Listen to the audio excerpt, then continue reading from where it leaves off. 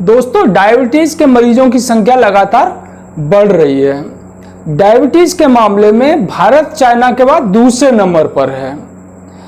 Diabetes एक ऐसी बीमारी है जिसमें ब्लड में ग्लूकोज की मात्रा बढ़ जाती है। अगर सामान्य भाषा में कहें तो ब्लड के अंदर शुगर की मात्रा बढ़ जाती है। तो जो हमारा शरीर है उसमें शुगर को नियंत्रित करने की एक पूरा सिस्टम होता है। डायबिटीज में ये सिस्टम गड़बड़ा जाता है, इसलिए शुगर अनियंत्रित हो जाती है, अनकंट्रोल हो जाती है और शुगर की मात्रा ब्लड में बढ़ जाती है। तो आज के वीडियो में हम डायबिटीज के बारे में ही बात करेंगे। डायबिटीज क्या है और इसे नियंत्रित करने में क्यों परेशानी होती है।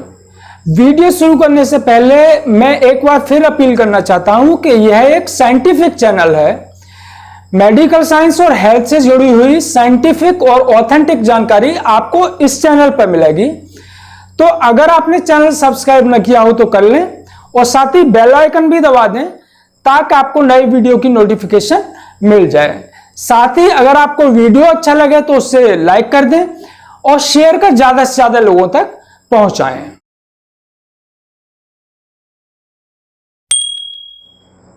तो सबसे पहले हम समझते हैं कि ब्लड में जो शुगर का लेवल है वो कंट्रोल कैसे होता है। तो जो हम खाना खाते हैं उसमें मेनली प्रोटीन, फैट और कार्बोहाइड्रेट होती है। कार्बोहाइड्रेट इंटेस्टाइन में डाइजेस्ट होने के बाद में ग्लूकोज में चेंज हो जाती है।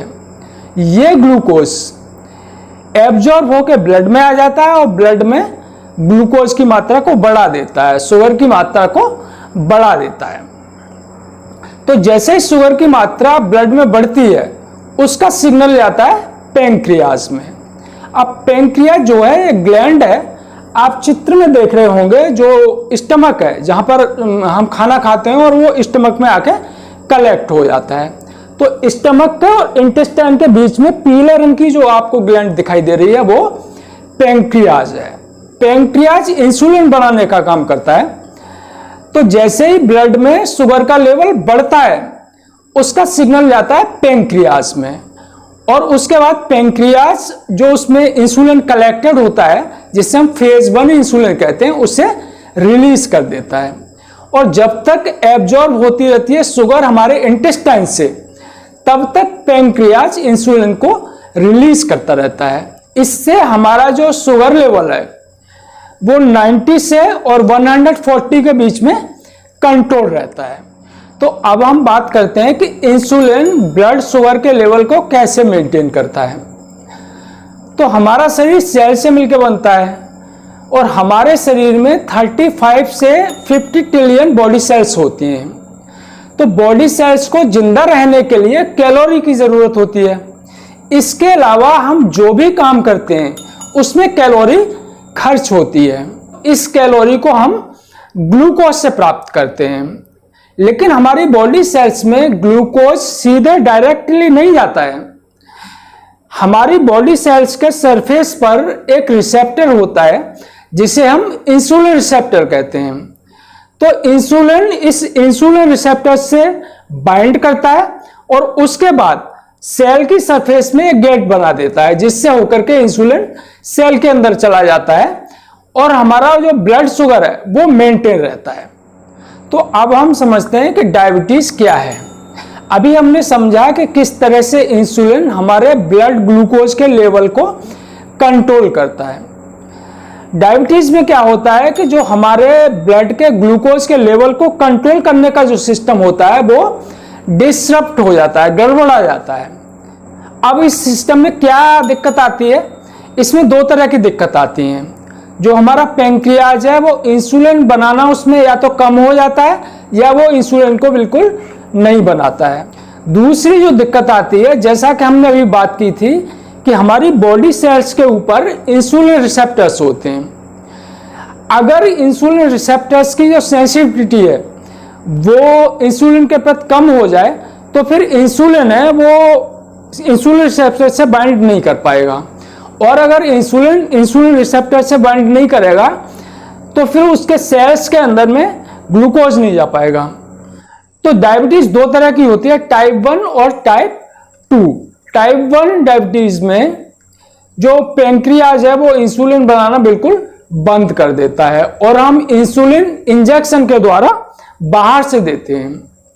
टाइप 2 जो डायबिटीज है उसमें इंसुलिन बनता तो है पैंक्रियाज में, लेकिन उतनी मात्रा में नहीं बनता जितनी बॉडी को जरूरत होती है।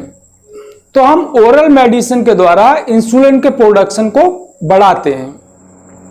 अब हम समझते हैं कि डायबिटीज के मरीज को क्यों दिक्कत होती है अपने शुगर लेवल को नियंत्रित रखने की। अगर उसके अंदर इंसुलिन नहीं बन रहा है तो हमने बाहर से इंसुलिन दे दिया, अगर इंसुलिन उसके अंदर कम बन रहा है तो हमने ओरल मेडिसिन दे दी जिसने इंसुलिन को प्रोडक्शन को बढ़ा दिया। तब फिर उससे दिक्कत क्यों होती है ग्लूकोज के लेवल को मेंटेन करने में। तो हमारे पैंक्रियाज में इंसुलिन जो नेचुरली बन रहा होता है तो उसमें क्या होता है कि जैसे ही ब्लड में ग्लूकोज की मात्रा बढ़ेगी तो पैंक्रियाज को मैसेज जाएगा और वो तेजी से इंसुलिन को सीक्रेट कर देगा। लेकिन बाहर से जो इंसुलिन हम दे रहे हैं वो स्किन के नीचे देते हैं, सबक्यूटेनियस, तो स्किन के नीचे उसका एक पैच बन जाता है। ये आमतौर पर हम एब्डोमेन में या थाई में लगाते हैं। तो वो पैच है उससे धीरे धीरे जो इंसुलिन है वो एब्जॉर्ब होता रहता है।